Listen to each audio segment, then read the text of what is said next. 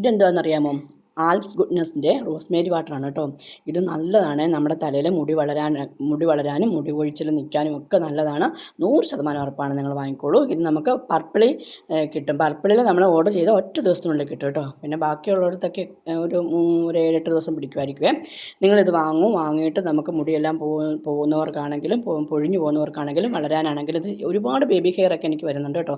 നിങ്ങൾ വിശ്വസിച്ച് വാങ്ങിച്ചോളൂ, നല്ല സാധനമാണേ. അപ്പോൾ ഇന്ന് ഞാൻ ഉണ്ടാക്കാൻ പോകുന്ന സാൻഡ്വിച്ച്, ഇരുന്നിരിപ്പോൾ മീനോട്ടൊരു സാൻഡ്വിച്ച് കഴിക്കണം എന്ന് പറഞ്ഞപ്പോഴത്തേക്ക് ഞാൻ എളുപ്പം കുറച്ച് സാൻഡ്വിച്ച് ഉണ്ടാക്കാമെന്ന് പറഞ്ഞു. നമ്മുടെ വീട്ടിൽ എന്തൊക്കെ സാധനങ്ങളുണ്ടോ അതൊക്കെ മതി കേട്ടോ.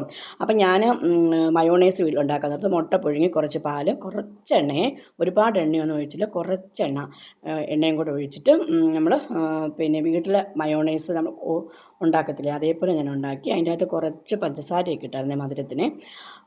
അല്ലാതെ കടയിൽ നിന്ന് വാങ്ങുന്ന മയോണൈസിന് വേറൊരു പുളിപ്പാണ്. പിന്നെ നമ്മുടെ വീട്ടിൽ എന്തൊക്കെ പച്ചക്കറിയാണോ ഉള്ളത് അതൊക്കെ. ഇത് ക്യാരറ്റ്, ക്യാബേജ്, ക്യാപ്സിക്കം, പിന്നെ കുറച്ച് സവാള, അത്രയേ ഉള്ളൂ. പിന്നെ കുറച്ച് ടൊമാറ്റോ സോസും ഇട്ടു.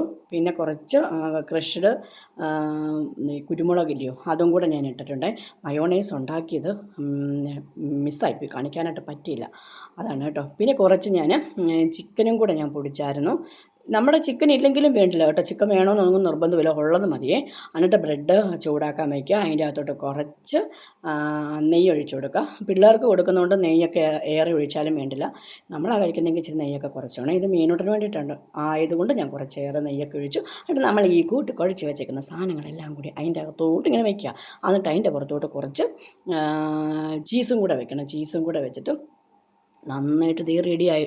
പക്ഷെ അതിലൊരു പീസേ ഞാൻ കഴിച്ചുള്ളൂ. കാരണം ഇത് ഒരുപാട് ഹെൽത്തി ആയിട്ടുള്ളതല്ല എന്നെ സംബന്ധിച്ച്. കാരണം ഇതിൻ്റെ അകത്ത് ചീസും മയോണൈസും പിന്നെ നെയ്യും ഒക്കെ ഉള്ളതുകൊണ്ട് ഞാനൊരു പീസേ കഴിച്ചുള്ളൂ. മീനോട്ടിന് ഭയങ്കരമായിട്ട് ഇഷ്ടപ്പെട്ടായിരുന്നു കേട്ടോ. അതിനെ ഇത് സ്കൂളിൽ കൊടുത്തു വിട്ടായിരുന്നു. സ്കൂളിലെ കുട്ടികൾക്ക് എല്ലാവർക്കും ഇഷ്ടമായെന്ന് എന്നോട് പറഞ്ഞു കേട്ടോ. അപ്പോൾ ഇതാണ് റെസിപ്പി, സിമ്പിളായിട്ട് നമുക്ക് വീട്ടിലുണ്ടാക്കാവുന്നേ ഉള്ളേ. അപ്പോൾ നിങ്ങളെല്ലാവരും ഉണ്ടാക്കി നോക്കണം. ഉണ്ടാക്കി നോക്കിയിട്ട് നിങ്ങൾ കമൻറ്റ് ബോക്സിലൂടെ എന്നെ അറിയിക്കേണ്ടതാണ്. എന്നാൽ okay, tata, bye bye, see U.